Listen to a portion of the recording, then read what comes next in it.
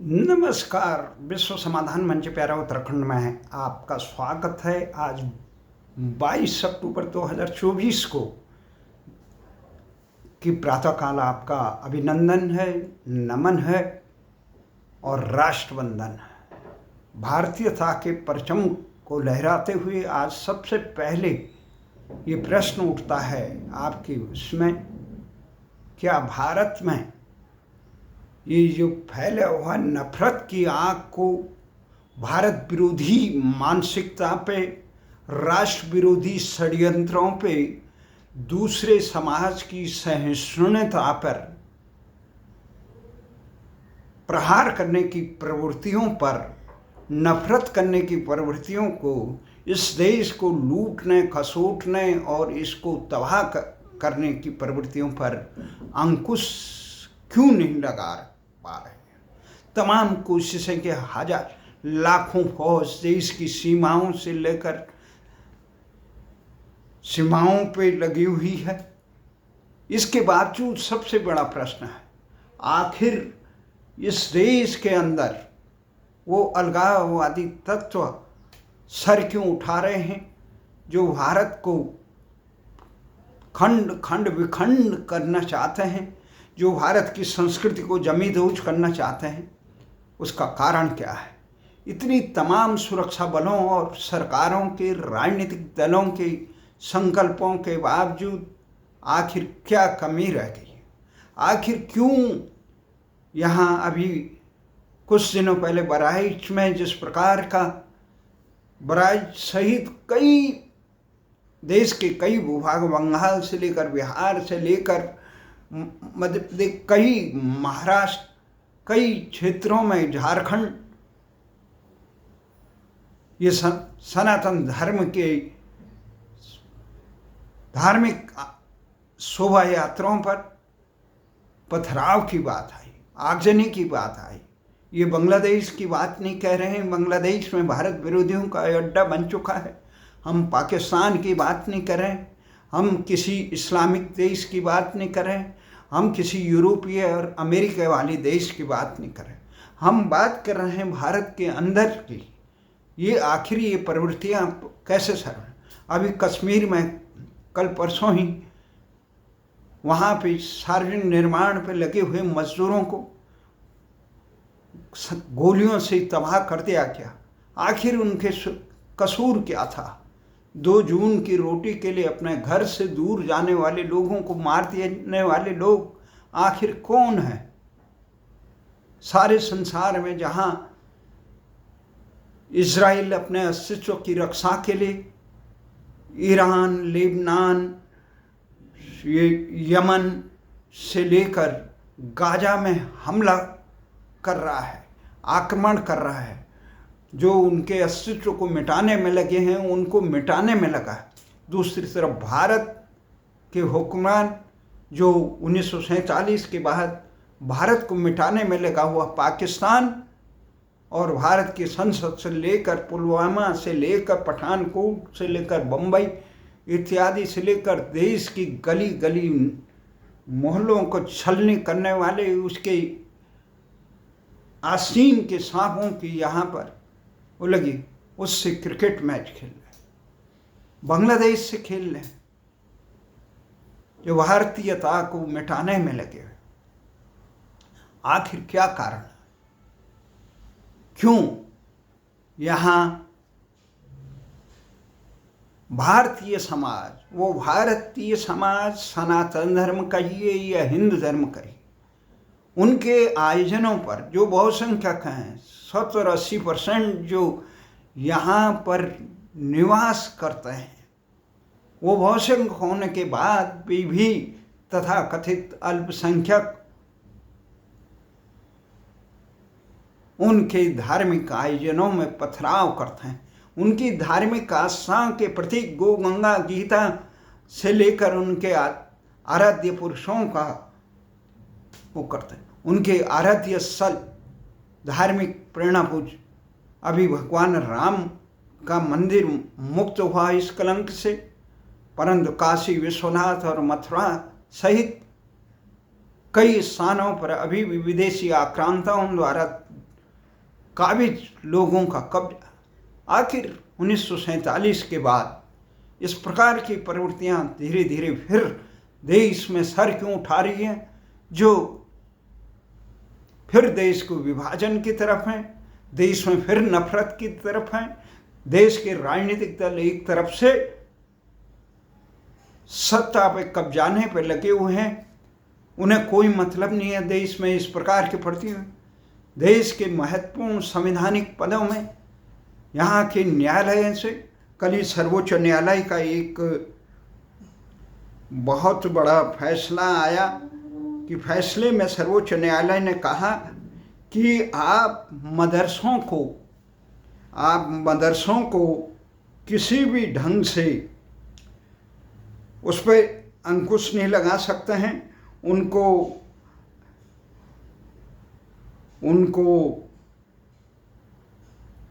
दिशा नहीं दे सकते हैं, इस ढंग का काम करो, उनके अनुदानों को नहीं रोक सकते हैं।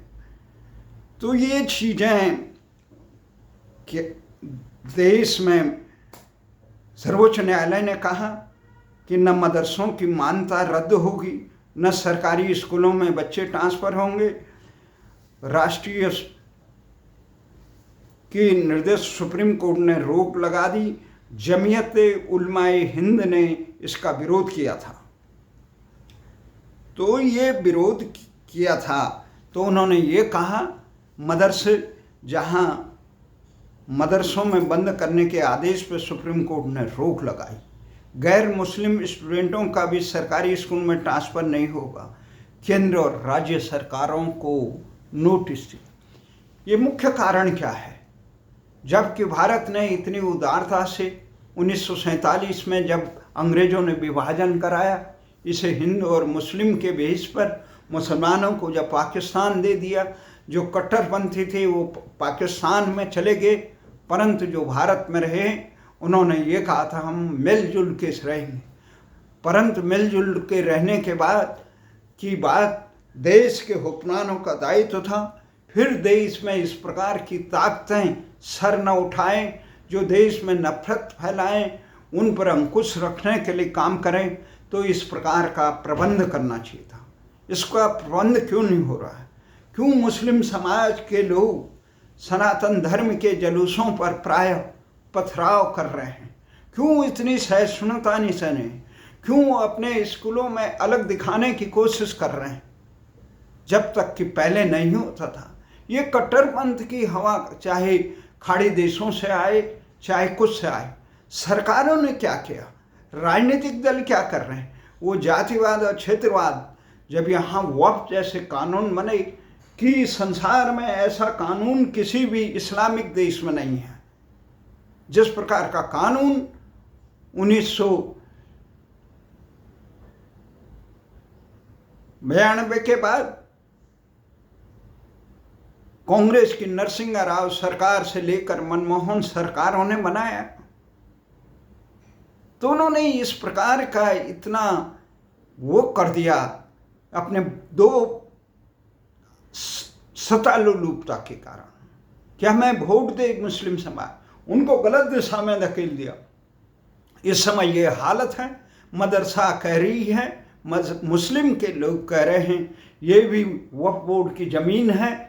संसद से लेकर पूरा दिल्ली का बहुत जो लुटियन जोन का जो एरिया है, ये हवाई अड्डा है, ये लेकर तमाम पुराने गांवों से लेकर देश बिहार से लेकर कहीं देशों में, तमिलनाडु में कहीं भी मदरसे अपनी जायदाद बता रहे हैं, संपत्ति बता रहे हैं। बड़े बड़े लाल किले से लेकर ताजमहल को भी अपना बताने में।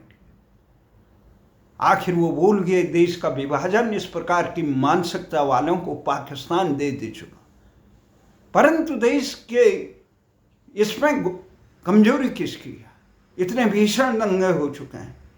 पाकिस्तान के मंसूबे भी इस प्रकार की प्रवृत्ति है। वंदे मातरम, जिस वंदे मातरम के कहने से देश की आज़ादी की जंग छिड़ी हुई थी, उस वंदे मातरम को अब कट्टरपंथी लोग कह रहे हैं कि हम वंदे मातरम। आप अपने दल के, अपने नेता के जिंदाबाद कह सकते हैं, पाकिस्तान जिंदाबाद कह सकते हैं, आप फिलिस्तीन को जिंदाबाद कर सकते हैं, परंतु आप भारत माता की जय नहीं कह सकते। कैसा समाज? आखिर इस माटी से मुस्लिम समाज में जब डॉक्टर अब्दुल कलाम से लेकर हमीद तक, वीर हमीद तक ऐसी जांबाज पैदा हुई, यहाँ पे रसखान से लेकर कितने महापुरुष, रहीम तक हुई, परंतु ये कट्टरपंथ की हवा का मूल कारण कौन है? कौन है गुनाहगार? केवल मुस्लिम गुनाहगार है? नहीं, इसके लिए गुनाहगार हैं देश के हुक्मरान। अब वो अधिकांश भारतीय रहे, सनातन धर्मी रहे। इस देश में अब तक जितने भी प्रधानमंत्री रहे अधिकांश सनातनी रहे। मनमोहन सिंह भी सनातन के अंग है। आखिर ये भूल कैसे हुई? ये भूल इसलिए हुई जब बच्चे ये देखते हैं, स्कूलों में पढ़ते हैं, जब मदरसों में पढ़ रहे हैं कि मूर्ति पूजक गैर इस्लाम है और गैर इस्लाम जो होते हैं काफिर होते हैं, और काफिरों को अंकुश लगाना हमारा जन्म सिद्ध अधिकार है। इस प्रकार के मदरसे शिक्षा दे रहे हैं, इस प्रकार की शिक्षा कट्टरपंथी दे रहे हैं, इस प्रकार की शिक्षाएं उनके रहनुमा दे रहे हैं, उनके राजनेता दे रहे हैं। उन पे अंकुश लगाने का काम देश की सरकारों ने नहीं किया।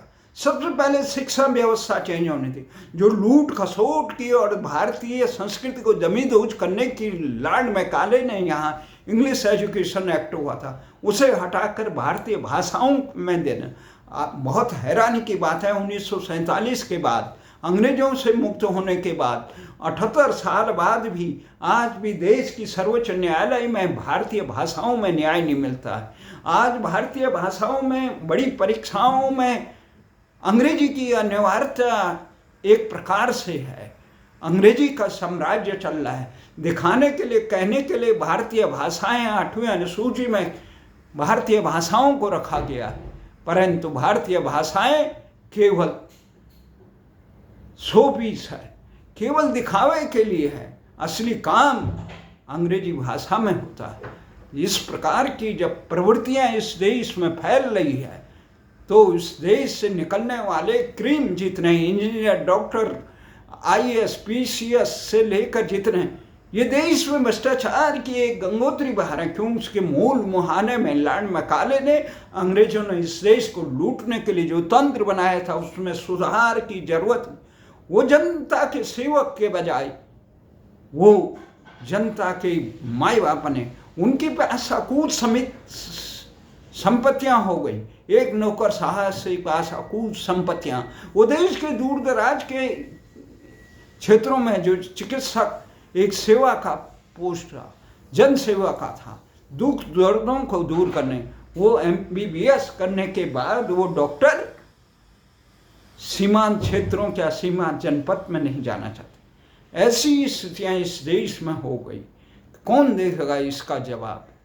ये इसका मूल कारण है। देश के हुक्मरानों को केवल चुनाव जीतने और इस देश के विकास के पैसे की बंदर बांट करने के लिए, उन्हें चिंता नहीं देश में कितने विनाश के मुहाने में खड़ा है, यहाँ पर कितने प्रकार से नक्सलियों का है। सैकड़ों नक्सली दल जो सशस्त्र क्रांति करके देश में कब्जा करना चाहते हैं। 7 करोड़ से अधिक लोग हैं जो बांग्लादेश से लेकर रोहिंग्या मुसलमानों के यहाँ पे घुसपैठ करके इस देश को भारतता मिटा के यहाँ अपना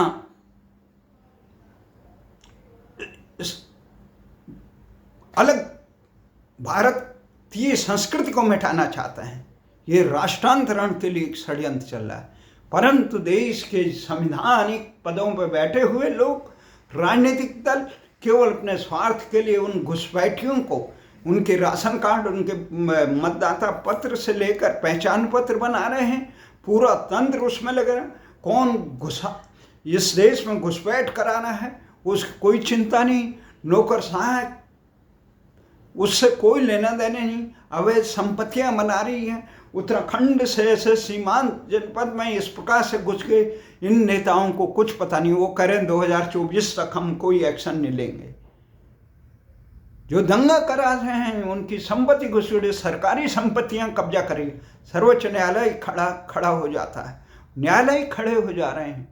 जब शिक्षा भारत को, राष्ट्र को मजबूत करने के लिए दी जा रही है तो न्यायालय खड़े हो जा रहे हैं। आखिर राष्ट्र कौन बचाएगा?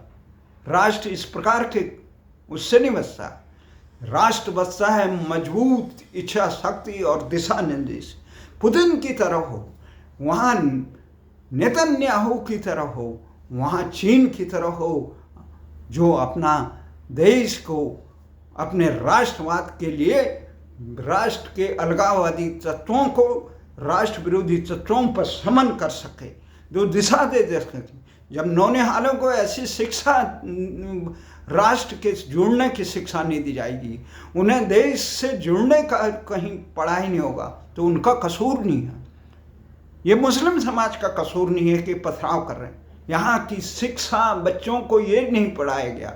जब न्यायालय में जा रहे हैं तो न्यायालय में इस प्रकार के फैसले हो रहे हैं, संविधान की 30वीं अनुच्छेद का हवाला देके कि जो अल्पसंख्यक कहाँ से हुई? जो 18, 19, 20% का दावेदार करके चारों त्राही मचाए वो अल्पसंख्यक। यह अल्पसंख्यक बहुसंख्यक का सारा धारणा हटा देनी चाहिए।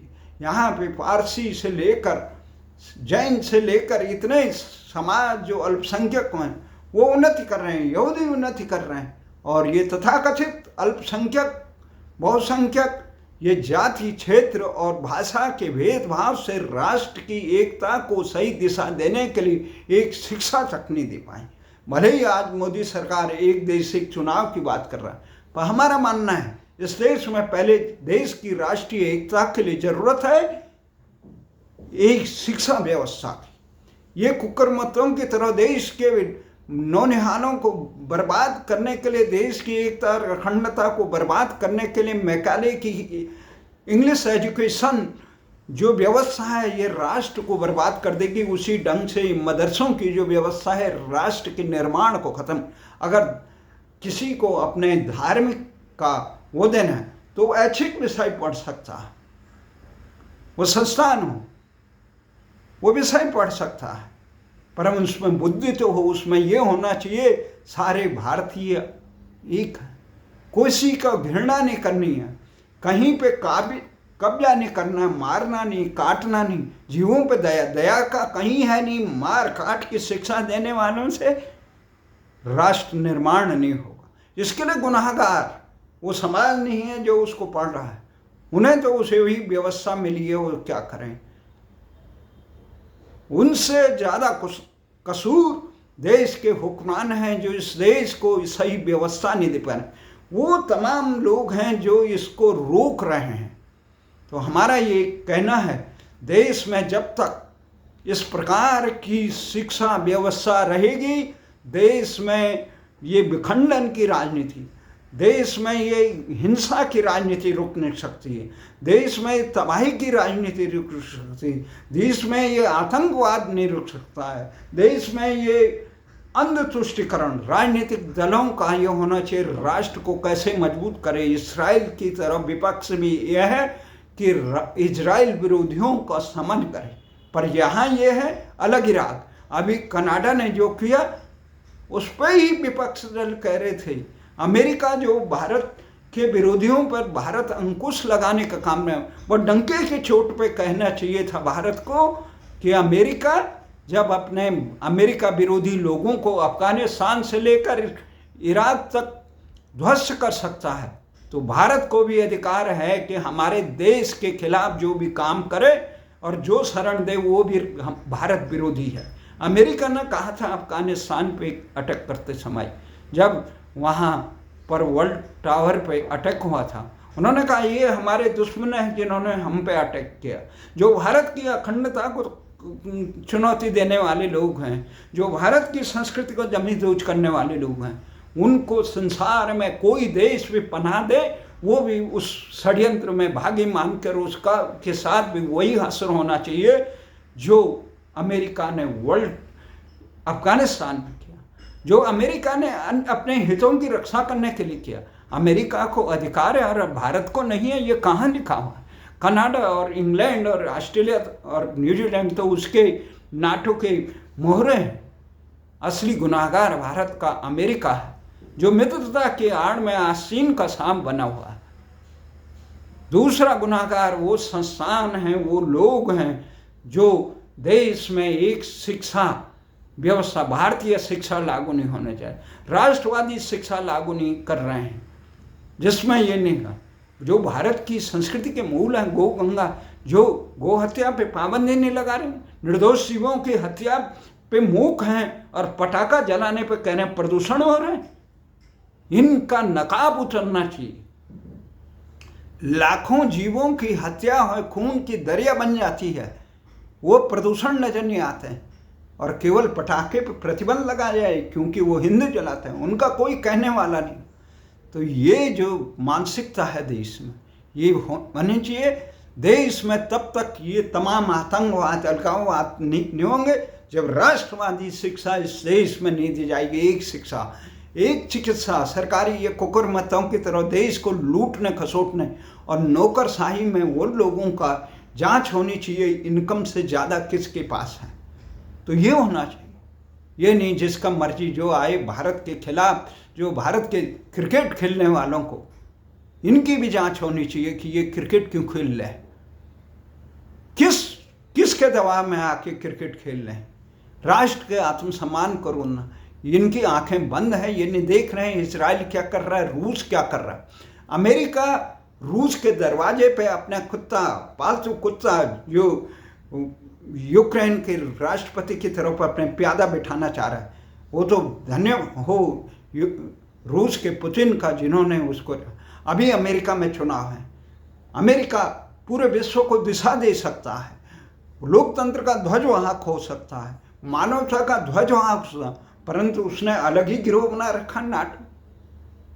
वो लोकतंत्र का पोषण करने की जगह वो पाकिस्तान जैसे अतिवादियों को शरण दे रहा। वो बांग्लादेश में लोकतंत्र के ध्वजवाहकों को हटाकर वहाँ पे कट्टरपंथियों को सता देता है। वो अपने पड़ोस के देशों में भी तनहा कर रहा है। इसलिए हमारा ये मानना है कि इस समय अमेरिका में भी, इस समय अगर चुनाव नवंबर में हो रहे हैं तो वहाँ पे ट्रंप जैसे शासक आने चाहिए जो कम से कम अमेरिका के हितों को, विश्व के हितों को, विश्व के खिलाफ चलने वाले आतंकवाद को पहचानता है, उसके खिलाफ काम करता है, शक्तियों को अंकुश लगाने का। बाकी जो बाइडेन ने तो पूरे विश्व को तबाही की गर्त में डाल दिया। इन्हीं आशा और विश्वास के साथ हमारा ये मानना है देश के हुक्मरान इस देश में आतंकवाद और उसके लिए जिम्मेदार हैं, वो अंकुश लगाए, देश में एक शिक्षा व्यवस्था करे, ये तमाम प्रकार का अमेंडमेंट लाए, न्यायपालिका को चंद परिवारों का एक मोहरा न बनाए, ये लोकतंत्रीकरण होना चाहिए, चुन के जाना चाहिए, यहाँ पे परीक्षाएं पारित हो के जाना चाहिए, न कि नॉमिनेट परिवार के नाम। वहीं चुनाव आयोग को भी जो अमेंडमेंट किया गया वो गलत किया गया। चुनाव आयोग में भी देश के मुख्य न्यायाधीश को भी रखा जाना चाहिए, एक विश्वसनीयता होनी चाहिए। तो इस प्रकार का जो काम है राष्ट्र को मजबूत बनाने का, इतना खौफनाक देश चारों तरफ से गिरा है और देश के हुक्मरान अग्निवीर जैसा कृत्य कर रहे हैं, जबकि इनको राष्ट्र को मजबूत बनाने की इतनी सक्षम सेना चाहिए। ऐसा संकट विश्व में किसी देश पे नहीं है जो भारत में है। यहाँ आसीन के सांपों को करोड़ों की संख्या में यहाँ राष्ट्र विरोधी तत्व घुसपैठ कर चुके हैं, उन पे कौन अंकुश लगा? जो भारतीयता को ख़त्म करने के लिए तैयार हैं उनको कौन ख़त्म करेगा? इसलिए राजनीतिक जो जाति के, क्षेत्र के और परिवार के आधार पर, संप्रदाय के आधार पर देश को बंटवारा करना चाहिए, वो सब राष्ट्र के दुश्मन। इन्हीं आशा और विश्वास के साथ जब तक ये बहस चलेगी, आतंकवाद पर अंकुश क्यों नहीं लगाएंगे? एक दो दंगों में कुछ लोगों को मारने से कुछ नहीं होगा, अभी तो इसके मूल में जब तक प्रहार नहीं होगा, अब वो शिक्षा व्यवस्था से होगा। इस शिक्षा व्यवस्था जब भारतीयकरण नहीं होगा, भारतीय भाषाओं में होगा, भारत के लिए होगा, विश्व का एक न, भारत का मतलब है सर्वभूत हिते रता, संसार की जड़ चेतन के कल्याण के लिए होगा। दया का भाव हो। दया धर्म का मूल है, पाप मूल अभिमान। अयम निज परोवेति गणनाम लघुचेत साम। यही जब प्रवृत्ति उसमें नहीं आएगी शिक्षा में, तब तक ये लूट खसोट से देश को बर्बादी, विश्व को तबाही के गर्त में पहुंचाएंगे। आने वाले समय बड़ा भयानक दिख रहा है। आज सरकारें जितनी जल्दी इस पे काम करेगी तभी देश की रक्षा होगी, अन्यथा कितनी बड़ी फौज हो, कितना बड़ा आशियाना हो, देश को एकजुट करने के लिए बहुत मुश्किल है। धन्यवाद।